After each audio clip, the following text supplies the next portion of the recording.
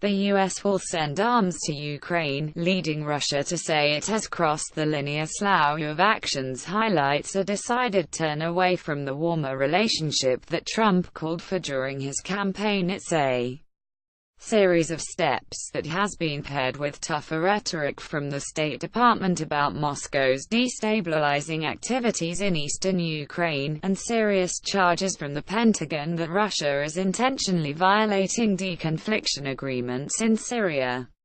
The slew of actions highlights a decided turn away from the warmer, more cooperative relationship with Russia that President Donald Trump called for during his campaign and early in his presidency.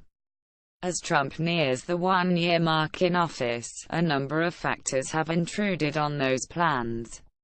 He has been hemmed in by the domestic political constraint of an ongoing investigation into Russia's interference with the 2016 election, as well as a widespread distrust of Russia and its continuing cyber activities that persists among the intelligence community, diplomats, the Pentagon and lawmakers.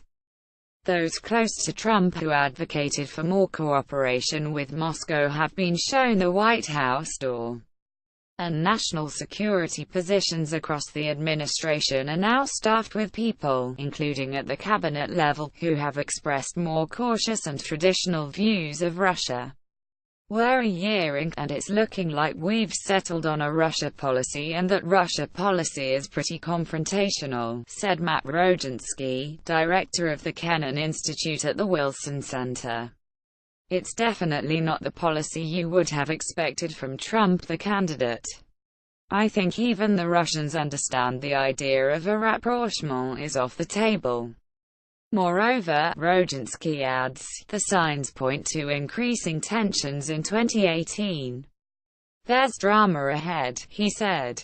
The State Department announced the decision to provide Ukraine with enhanced defensive capabilities on December 22, just days after the administration had announced it would permit Ukraine to buy some small arms from U.S. manufacturers. The same day, the Pentagon accused Russia of intentionally violating an agreement intended to prevent accidents in the skies over Syria, following a recent unsafe encounter between U.S. F-22s and Russian Su-25 jets. Russia is failing to genuinely deconflict airspace in Syria. Some of these incidents are not mistakes, Chief Pentagon spokesperson Dana W. White told CNN. Defense Secretary James Mattis told reporters, I don't expect perfection, but I don't expect dangerous maneuvers, either. The decision to send arms to Ukraine, long sought by leaders there and backed by many in Congress, comes as violent clashes between Ukrainian soldiers and Russian-backed separatists have increased. Russia's Deputy Foreign Minister Sergei Ryabkov said Saturday that with the move, the U.S. was pushing Ukraine to new bloodshed. The United States, in a certain sense, had crossed the line, Ryabkov said, from acting as an intermediary to fueling the war. The U.S. weapons could lead to new victims in our neighboring country, to which we cannot remain indifferent, the foreign minister warned. The State Department said in a statement that the assistance, which an official told CNN would include Javelin anti-tank missiles, is entirely defensive in nature and that the U.S. remains committed to the Minsk agreements, a roadmap for resolving the conflict. The problem, State Department spokeswoman Heather Nauert said this week, lies entirely with Russia. Russia and its proxies are the source of violence in eastern Ukraine, Nauert said December 19.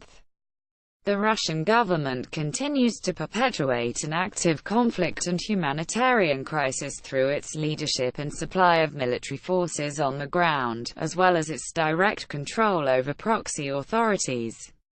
A day later, the administration announced new sanctions on 3 Russians and 2 Chechens, including Ramzan Kadyrov, the leader of the Russian Republic of Chechnya and a close Putin ally, for human rights abuses. That generated the threat of tit-for-tat retaliation from the Speaker of Russia's lower house, Vyacheslav Volodin. The principle of reciprocity will be observed, Volodin said, according to the state news agency, TASS. All this followed the administration's national security strategy, released Monday, which said that Russia wants to shape a world antithetical to U.S. values and interests, and aims to weaken Washington's international influence, and divide us from our allies and partners. It amounted to enshrining, in a formal document, the antithesis of Trump's long-stated goal of warmer ties to Russia. Putin called the strategy aggressive and said Russia would have to take it into account. In contrast to the written national security strategy, when Trump delivered his speech outlining it, he omitted the written document's denunciation of Russian election interference and instead focused on a friendly phone call he'd had with Putin. That contrast is emblematic of the year-long tug-of-war within the administration, said Angela Stent, director of the Center for Eurasian, Russian and Eastern European Studies at Georgetown University.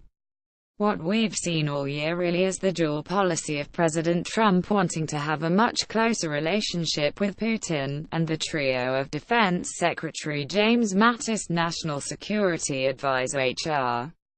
McMaster and Secretary of State Rex Tillerson drawing a pretty tough line, Stent said.